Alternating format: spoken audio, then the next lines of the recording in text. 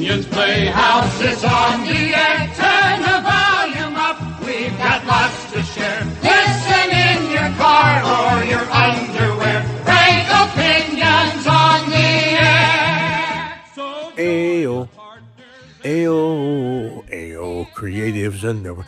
All right, I'll stop. That's my way of trying to get you to remember AOCreatives.com. That's the company that I'm using to help me get the word out about the Joke Podcast. You see, here's what you need to know about this podcast.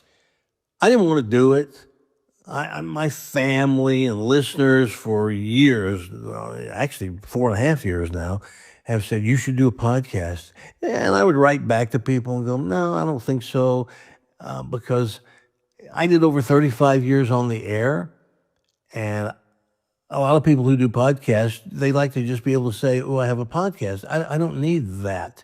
So after all these people continuing to do a podcast, I'm doing it to, I guess, prove a point.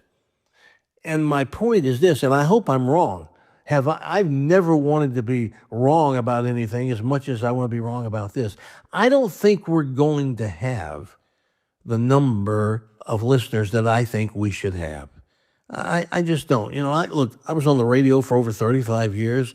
There are lots of people in the St. Louis, Missouri area who know who I am and what I do. But there are a lot of people who don't, and there's certainly a lot of people in other parts of the country who don't know. So what AO Creatives is doing is getting the word out about the podcast. Now, I don't know yet how well that's going. We'll know pretty soon. As of this joke, the telling of this joke, this will be joke number 16. After 2025, certainly 30 jokes, if we're just not getting the numbers that I want to see or close to it, we'll just pull the plug on it. Good news is you'll still have, let's say, 30 jokes. If we stop at 30, you'll still have 30 jokes you can pull up, go to anytime you want.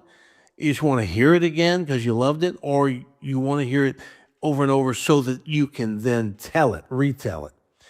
Now, the only time I can think of that you'd want to tell a joke is if you're with some friends and people start telling jokes, then you grab one of these and tell it, or if you have to speak somewhere. There are a lot of people that think if you have to speak, you should start with a joke. That'll get them. Now you got them. No, not necessarily. If you don't know how to tell a joke, the other thing that can happen is you lose them and they're never coming back and they don't want to hear another one because you're such a lousy joke teller. So it's not always a great idea. AOCreatives.com. Those are the people helping me get the word out about the Frank Opinion Joke Podcast. They also do websites. If you aren't interested in the podcast, but you have a website that's gotten stale, you want to, fix it up, doctor it up, dress it up a little bit, they can help you. If you don't have a website or podcast, but you'd like to start, they can help you there too. AOCreatives.com. Do not forget the follow button. Hit follow. That way you'll never miss a joke. Today's joke involves superheroes.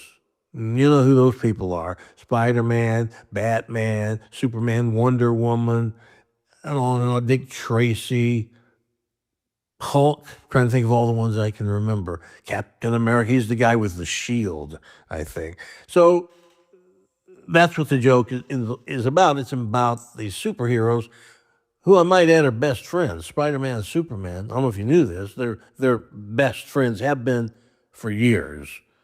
So, the other thing I think is interesting, they're all called comic books, even the ones that there's not one funny thing about them. What's funny about Dick Tracy? I don't think that's funny. Still called a comic book. I don't know. Never did understand that. So Spider-Man and Superman are best friends, and Spider-Man goes into a bar, and who does he see down at the end of the bar? His best friend, Superman.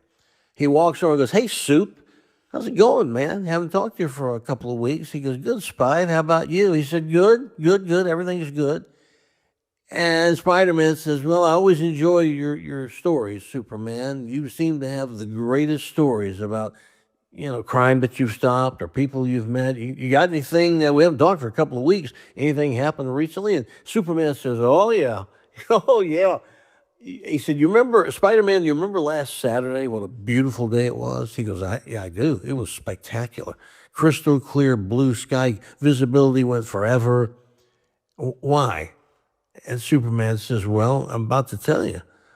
Last Saturday, I had something happen, and I saw a vision from up in the air that I'll never get out of my head." Spider-Man says, "What was that?" He goes, "It was Wonder Woman, and she was in her backyard. I'm out flying around. I don't know. I just thought, I'll fly over Wonder Woman's house, see what's going on. And here's what I saw. She was out back by her pool on a lounge chair, completely nude, and what a body. And she was kind of moaning and groaning. So as you know, superhuman hearing as well as vision. So I kind of locked in and I can hear her. It got to me. I couldn't stand it. First of all, you've seen her. But if you haven't seen her naked, wow, what a body. What a body this Wonder Woman has. So I'm flying over. I see her by the pool. She's writhing and moaning. And he says, "Spide, I couldn't help it. I couldn't help myself. I just caved and gave in to lust and circled the house a couple of times. And the more I saw it, the more I couldn't stand it. I unbuttoned my cape and I just threw it into the wind. And then I swooped down on top of this naked, gorgeous, moaning, groaning Wonder Woman. And I will never, ever forget it." Spider-Man says, "So she's naked, she's tanning, and out of nowhere, you swoop down and land on top of her." He said, "Yeah, that's it." And Spider-Man says, "Oh man, I'll bet she was surprised."